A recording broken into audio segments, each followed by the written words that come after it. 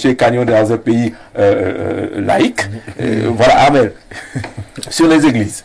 Oui, sur les églises, je pense également que le MINAT est dans son rôle. Et il devrait même, pour moi, comme solution, le MINAT devrait même interpeller tous les sous-préfets. C'est-à-dire, chaque sous-préfet doit donner le rapport, c'est-à-dire dénombrer le nombre d'églises installées dans sa circonscription. Et si c'est le business du sous-préfet.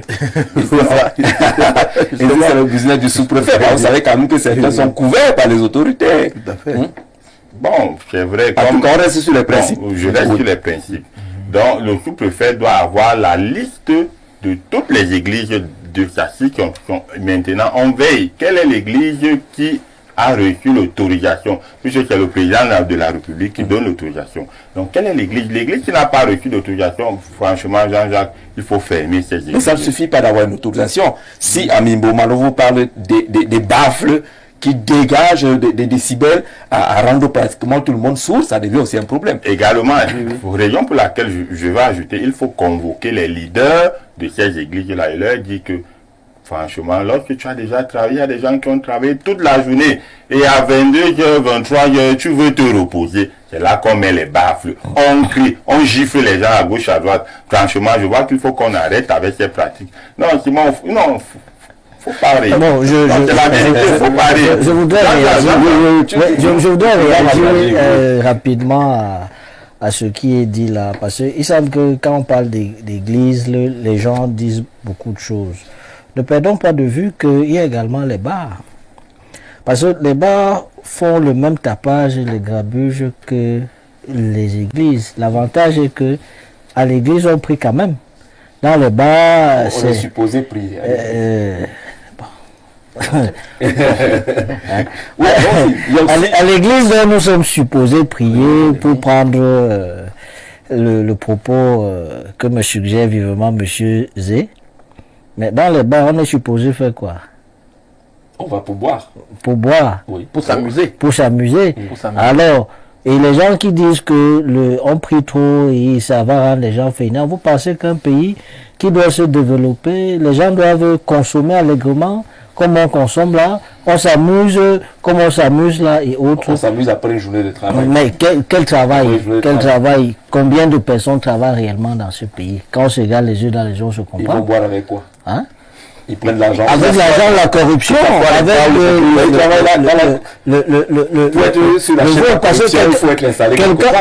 quelqu'un qui a travaillé épuisé, il ne veut que se reposer. S'il a le temps d'aller s'installer dans un bar et que le matin le retrouve là à 10h, voit les gens à 7h en train de boire et tout. C'est-à-dire que je suis d'accord qu'on ferme les églises illégales parce qu'elles sont dans l'illégalité. Mais qu'on ne mette pas en évidence des arguments qui sont liés à notre seule subjectivité, qu'il y a trop écrit, il y a et tout. Nous sommes d'accord, là. Il faudrait aussi gérer ce problème de bar. Parce que vous avez, on parlait tout à l'heure de la petite fille qui s'est fait enlever et même assassiner, d'autres et tout, les charters. Vous voyez, à peine un enfant vient de sortir de l'EPS, là, de l'examen, ils sont dans le charter.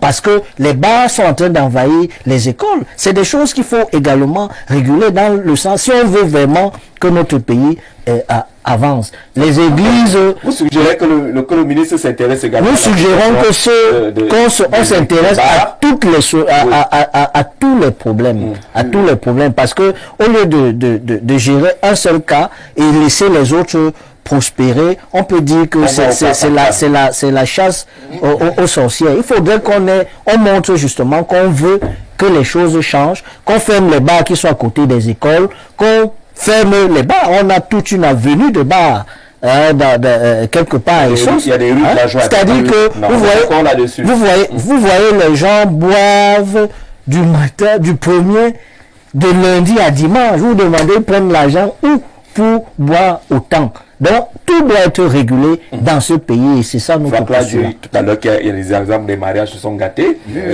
L'église font aller des mariages, les bars aussi le font. Oui, Simon. Je voudrais quand même dire que les églises, c'est un peu plus grave. Vous savez, quand quelque chose... Comparativement... Oui, quand quelque chose touche... quand quelque chose touche... la foi. Touche l'esprit. Parce que l'esprit... Pourquoi pensez-vous que la loi a prévu que seul le président de la République doit donner l'autorisation? Les bars, même, je crois que le sous-préfet peut le faire, ou une autorité, ainsi de suite. Parce que, évidemment, en termes de gravité, les églises sont très sensibles. Très sensibles dans le sens où on venait de parler des dommages que certaines églises causent dans l'entité fondamentale d'une société qui est la famille. Tout à fait. Parce que là, c'est irréversible. Donc, de deux, il y a la manipulation spirituelle. Nous avons majoritairement une population jeune. De ce fait, donc, une population jeune qui n'est pas aguerrie systématiquement aux effets pervers des esprits. De ce fait, il faut nécessairement mettre un accent dessus. Je rappelle que nous avons, le président de la République a légalisé, je crois, 26 églises. Je crois 26 ou 46. Je crois que ça doit être dans cette fourchette-là. Mais vous avez des gens qui ont créé des histoires qui sont dans la logique, qui sont dans une logique qu'on ne peut même plus comprendre. Et de deux, ils se font beaucoup d'argent. Oui, oui. Si vous travaillez, il faut bien payer les impôts. Or, les églises sont des associations, je crois, qui ne payent pas les impôts. Les bars aujourd'hui, les bars sont des entreprises. Oui, oui. Ce sont des entreprises. Fermons les églises, maintenant, mais gardons les bars ouverts. Non, mais maintenant, les bars sont des entreprises. Laissons les bars maintenant, on va les réguler, parce qu'on doit les réguler. Oui. Ces entreprises ne peuvent pas se retrouver n'importe où. Ces entreprises doivent se retrouver en dehors, très loin des lieux d'éducation et des lieux sanitaires. C'est de ça dont il est question. Mais les bars sont des entreprises qui payent des impôts. Qui font beaucoup de dégâts. C'est pour cela qu'on dit que... Non, c'est pour ça qu'on dit que... font beaucoup de dégâts. C'est pour cela qu'on dit que, premièrement, il y a les éloignés des endroits d'éducation et des endroits de ceci. Et à cela même, la loi dit que un enfant de moins de 20 ans ne peut pas consommer de l'alcool en public. C'est ça donc les questions. Respecter juste cela. Mais on ne peut pas dire qu'il faut lutter contre des donc il faut lutter à fermer les entreprises. Non, nous ne pensons pas cela. Donc je pense que... On a fait une thématique ici sur les bars. On vous disait qu'il y a 15 000 à Yaoundé et à Douala et que c'est un problème. On boit pratiquement ça consomme le maïs également. La quantité le maïs qu'on ne produit pas beaucoup aussi. Justement, il faut en produire puisque la demande est forte. Alors, face à cette situation, au-delà de la laïcité et la légalité, il faut faire le bilan de ces églises qui est devenu ce bilan néfaste au développement et au bien-être des citoyens. Message bonsoir. Pour ce qui est des associations et des églises illégales, c'est du fait que les politiques ont démissionné. Ces églises ont favorisé la paresse, d'autres sont là pour diviser, mais il y a certaines églises qui font du bon. Pour moi, on doit demander aux promoteurs des églises de présenter des diplômes ou une expérience. Aloïs, le roi du côté de Kwabang. Bonsoir à vous. Pourquoi ne pas fermer aussi les bars qui conduisent les jeunes Camerounais dans la perdition et la prostitution? Il y a aussi dans les boîtes de nuit et les carrefours qui sont connus pour la prostitution. Les uns et les autres ici peuvent vous dire exactement quels sont les carrefours. Il y a également il y a une loi, du moins un texte administratif que le MINAT avait pris pour interdire la consommation de la chicha. Oui. C'est évident que là ça vous dérange au niveau de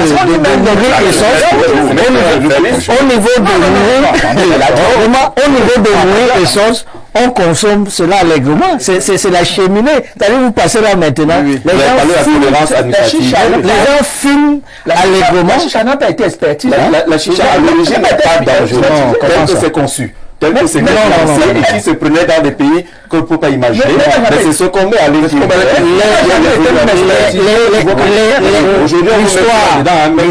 L'histoire nous renseigne, monsieur Zé, l'histoire nous renseigne que la chicha était consommée par les assassins à l'époque, dans la période médiévale, pour aller poser leur sale besogne. C'est-à-dire que ça leur permettait... On devrait s'y combattre tout cela. Ce que je m'aimerais pour sortir de l'émission, lorsqu'on parle de ces églises dites illégales et les ravages, tout le monde prend le gourdin pour taper sur ces églises. Entre-temps, celles qui sont considérées comme les mères des églises semblent se rincer les mains et dire que le problème c'est ailleurs. Est-ce que ces églises n'ont pas aussi des ravages, l'église catholique et les autres? Est-ce qu'on ne compte pas aussi des ravages dangereux dans ces églises? Oui, effectivement, les églises traditionnelles, conventionnelles, traditionnelles sont aussi responsables de cette prolifération. Parce que quand les chrétiens ne sont plus non plus confiance au sacro-saint principe de ces églises-là, il y a un problème.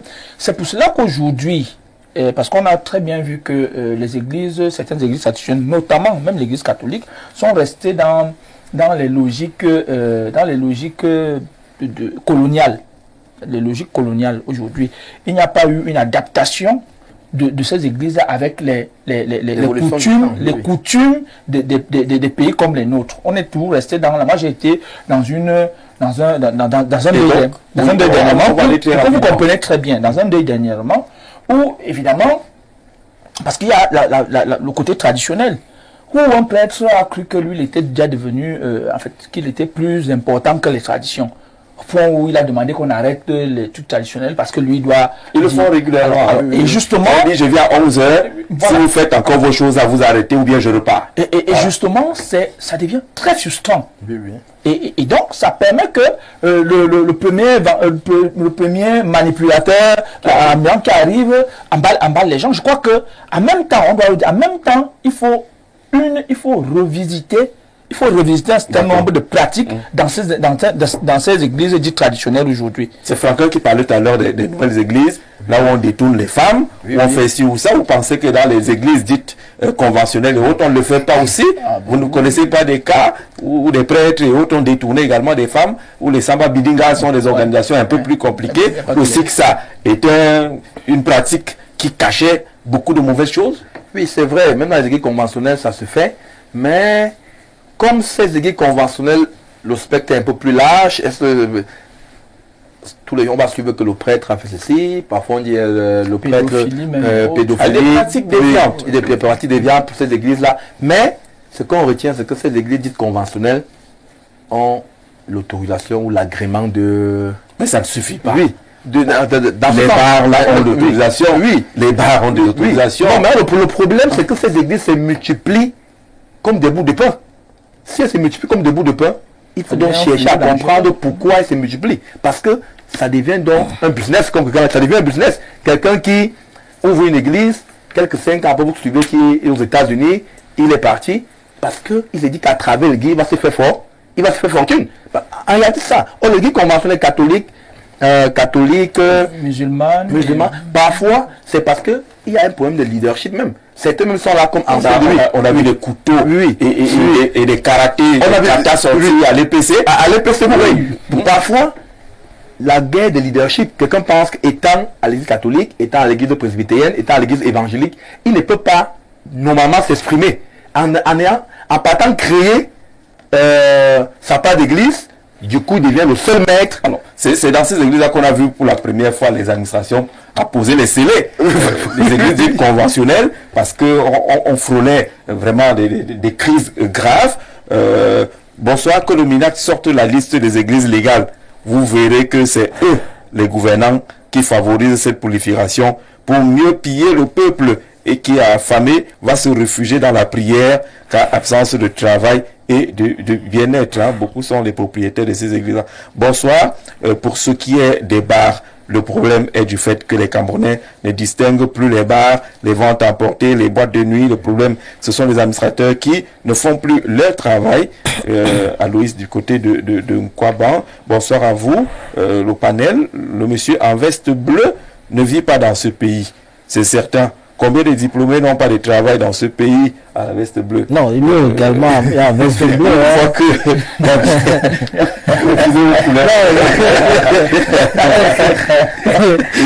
Alors précisez la couleur. Les messieurs à veste bleue sont en train de se jeter la patate chaude. Une fois que la bière va manquer dans ce pays, vous verrez la suite. Rien ne fonctionne en dehors de nos bars. Et puis bonsoir, la vie est spirituelle. sans une véritable spiritualité, la sorcellerie va prospérer dans l'église à sa place. Quand on meurt, on appelle le pasteur pour prier. Pourquoi? C'est Marcel qui nous pose la question.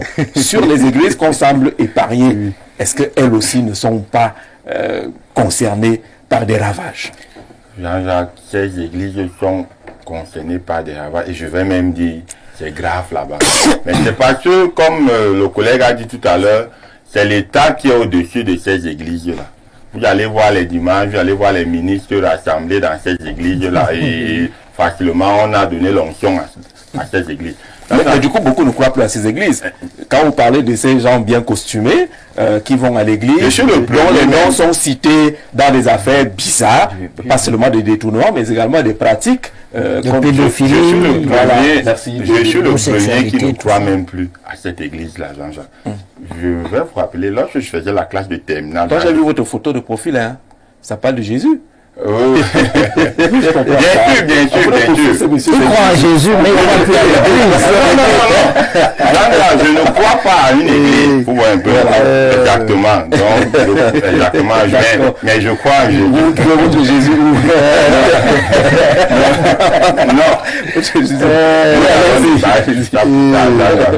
Lorsque je faisais la classe de terminale, mon surveillant général, il s'appelle, bon, c'était un abbé, je peux faire tel ou non. J'ai été étonné, surpris, écœuré même, que lorsque j'achève le baccalauréat, il était en boîte de nuit avec mes camarades de classe. Je dis en boîte de nuit, il était le premier, c'était un collège qui avait un régime interne, externe. Il faisait sortir les externes, les filles surtout pour aller en boîte. Et il se rendait en boîte avec ses filles. Aujourd'hui, les prêtres. Lorsqu'on se croit souvent, je vois les gens dire, monsieur l'abbé, mon père. Quand on se croit, je dis, gars, c'est comment? Parce que franchement, son comportement ne m'a vraiment pas plu. Mais il a changé entre temps. Non, il n'a pas changé entre temps. Il n'a pas changé entre temps comment?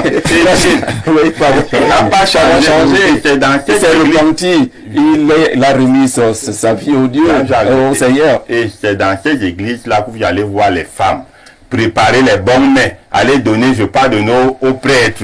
Et ces prêtres-là, détourner les femmes.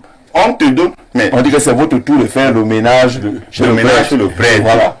Et je vais vous dire, du côté de la ville de Douala, il y a une église là-bas, je peux faire tel ou non. Il vaut mieux. Oui. On a pas besoin de bénédiction. Il y a un prêtre, mais ce gars fait des ravages là-bas dans la ville.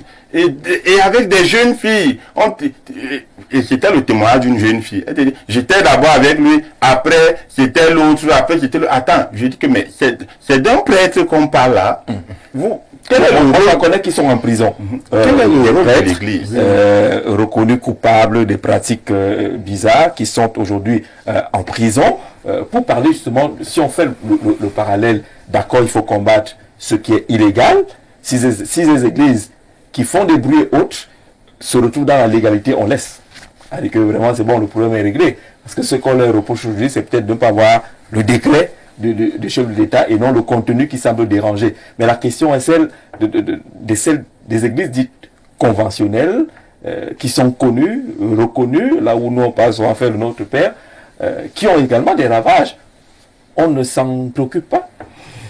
C'est pour dire, et vous me confortez dans ce que j'ai dit toujours, de manière constante ici, c'est que il faut réguler tous les secteurs. C'est-à-dire que ce soit les églises illégales, dites de réveil et tout ça, et même les églises conventionnelles, où également il y a le mal dans une logique silencieuse qui prospère là-bas. Parce que il y a des pratiques, vous-même vous avez annoncé les couleurs ici, qui ont cours. Nous pensons qu'il faut réguler tout ce secteur. Et Monsieur Métier qui est ici nous a parlé du renseignement. C'est le moment que le renseignement fasse son travail pour permettre à l'État de prendre des décisions qui sied pour savoir que il y a telle église où c'est pas sérieux, tel et tout, pour qu'on ait un environnement religieux un peu plus propice dans notre pays. Mais pour ceux qui pensent qu'on peut fermer les églises, c'est pas possible. Et Monsieur Metzingel l'indiquait, c'est pas pour rien que c'est la décision d'ouverture d'une église revient au chef de l'État. Vous savez pourquoi c'est pas possible? Parce que l'Église a toujours été avec le pouvoir. Et le pouvoir est sorti de l'Église. Ça, c'est dans la trajectoire de l'histoire des idées politiques. C'est-à-dire que le pouvoir a besoin de l'Église. Je vous ai dit que l'Église on est d'accord, fait partie... Ça veut dire que l'Église fait partie des appareils idéologiques de l'État. Il le sait certainement. Il sait quand il parle, quand le ministre de l'administration territoriale parle, il connaît ses clients. Il connaît les clients du Moulinex. Oui, ses clients et ceux qui sont... Là, on va pas parler que M. Atarandi vient parler juste parce qu'il vise... et ceux qui sont ceux qui connaissent leur avenir funeste dans le Moulinex savent qu'ils s'adressent à eux. Il ne va jamais aller fermer l'église catholique. Il n'ira jamais fermer les mosquées. Il n'ira jamais fermer les mauvais prêtres qui sont en prison, qui sont en prison, les prêtres reconnus coupables d'actes de déviance et autres qui sont en prison. Tout à fait, et nous voulons que même les pasteurs qui ne sont pas sérieux également se retrouvent en prison. Il y a des pasteurs là, vous voyez, ils se baladent avec gendarmes, Prado et tout. Il y a 2 ans, il était comme nous. Maintenant, il est là, vous ne comprenez pas. C'est-à-dire que même la NIF devrait aller là-bas, savoir comment les gars ont fait pour se développer vite comme ça. Est-ce que Atarandi, qui aime parler des abeilles, des guêpes et autres, n'est pas allé secouer lui-même une ruche? Parlant des églises, quand on voit le nombre de personnes qu'il y a dans ces églises-là, est-ce qu'il va résister aux abeilles? Non, la vérité, c'est qu'il faut vous méfier du pouvoir de l'État. Rien ne peut dépasser l'État. Il n'y a pas d'abeilles que... Et aussi en sachant des États. Non, écoutez, parlons d'abord des églises. Les autoroutes. Rien ne peut dépasser l'État.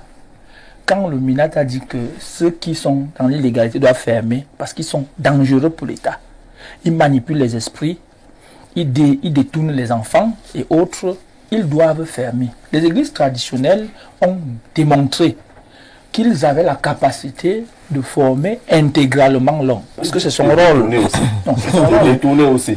Il y a des brebis.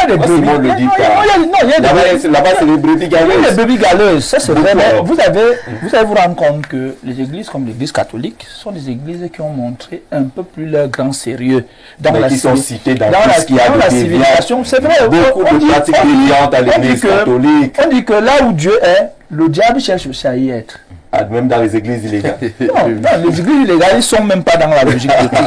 Mais là où Dieu est, le diable aussi cherche à être là. Dans toutes ces grandes églises-là, il y a des déviances. Même dans les églises... L'État doit faire son travail, on va sortir. Il y a la perversion intégriste.